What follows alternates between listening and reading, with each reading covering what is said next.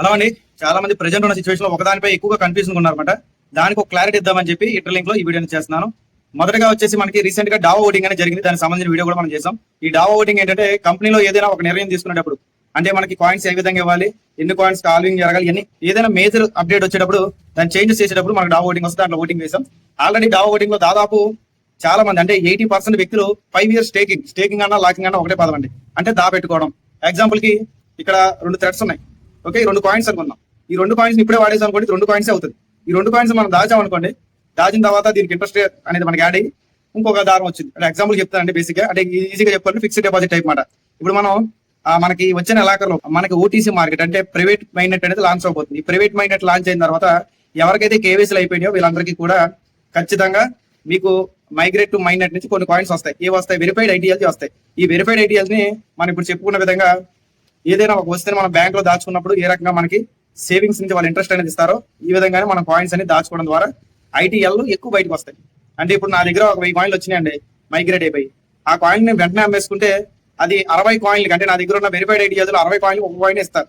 అంటే 1600 కాయిన్లకి కేవలం నాకు 16 కాయిన్లు మాత్రం వస్తాయి. అలా కాకుండా ఒక 5 years స్టేకింగ్ చేసుకుంటే, అందరినీ చేసుకోమని చెప్పట్లేదు, బేసిక్ గా చెప్తున్న సబ్జెక్ట్ అంతే. ఓకే, 5 years స్టేకింగ్ చేసుకోగలిగితే మాక్సిమం మనకి 160 కాయిన్లకి 160 కాయిన్లు కూడా వచ్చే అవకాశం ఉంది.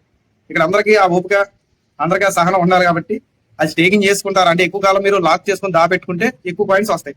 లేదండి మేము అంత దాపెట్టుకున్నంత ఓపిక మాకు లేదు, ప్రెజెంట్ మాకు అమౌంట్ అనేది ఇంపార్టెంట్ అనుకుంటే, ఎవరికైతే కేవైసీలు కంప్లీట్ అవుతున్నాయో, ఇప్పుడు ఆల్రెడీ లెవెల్ 1 అయితే మాక్సిమం చాలా మందికి అవుతున్నాయి.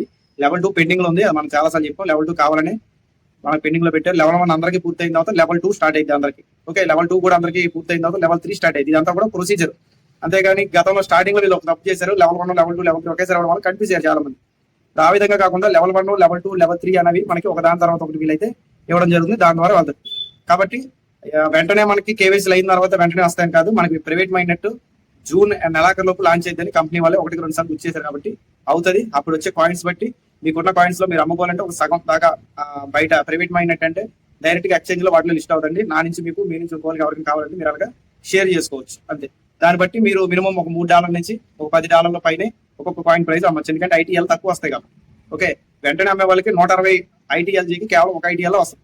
వెంటనే కాకుండా కొద్ది కాలం దాపెట్టుకున్నాను, 3 years 5 years దాపెట్టుకున్న వాళ్ళకి ఎన్ని కాయిన్స్ ఉంటే అన్ని కాయిన్స్ వస్తాయి. ఇదంతా కూడా అది మీ ఇష్టం, మీ యొక్క మైండ్ సెట్ బట్టి, మీకున్న ఇబ్బందులు బట్టి మీరైతే ప్రొసీడ్ అవ్వచ్చు. నేను ఇచ్చే సజెషన్ ఏంటంటే, ఒకవేళ మీకు డబ్బులు అవసరం అయితే 50% అనేది సేవ్ చేసుకుని 50% లాక్ లో పెట్టుకుంటే బెటర్ అని నేను చెప్తున్నాను. అది మీ ఇంట్రెస్ట్ బట్టి మీరు చేసుకోవచ్చు. ఓకే, ఈ సబ్జెక్ట్ మీకు నచ్చింది అయితే ఖచ్చితంగా లైక్ చేయండి, షేర్ చేయండి, మన ఛానల్ ఫాలో కొట్టండి. ఇంకా చాలా మంది ఫాలో కొట్టట్లేదు. అలా కుదిరినంత వరకు సేవ్ చేసుకోండి, షేర్ చేయండి video. Thank you. GK looks.